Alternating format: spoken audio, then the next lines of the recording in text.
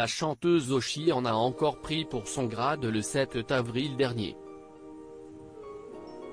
Cette fois-ci, c'est Fabien Lecoeuvre qui l'a prise pour cible lors d'une interview publiée sur la chaîne YouTube de Tony Gage. Le chroniqueur et auteur a notamment estimé qu'elle n'avait tout simplement pas le physique pour chanter ses chansons, n'hésitant pas à la qualifier d'effrayante. Une sortie publique qui n'est pas passée inaperçue et qui lui a valu de recevoir de nombreuses critiques.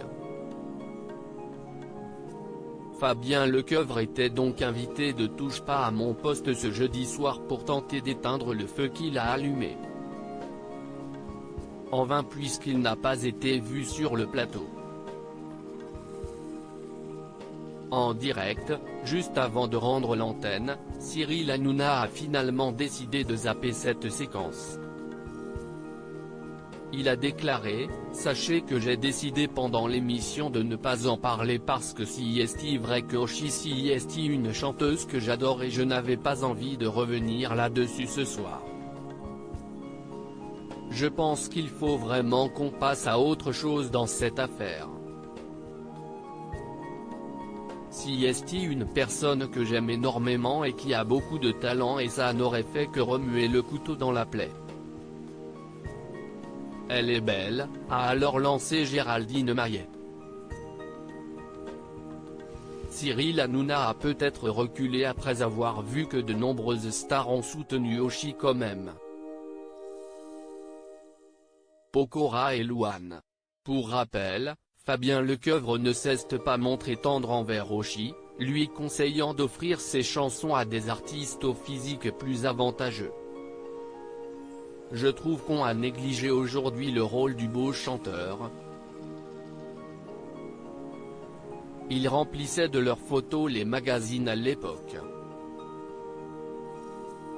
Quand est-ce qu'on va nous offrir des beaux mecs?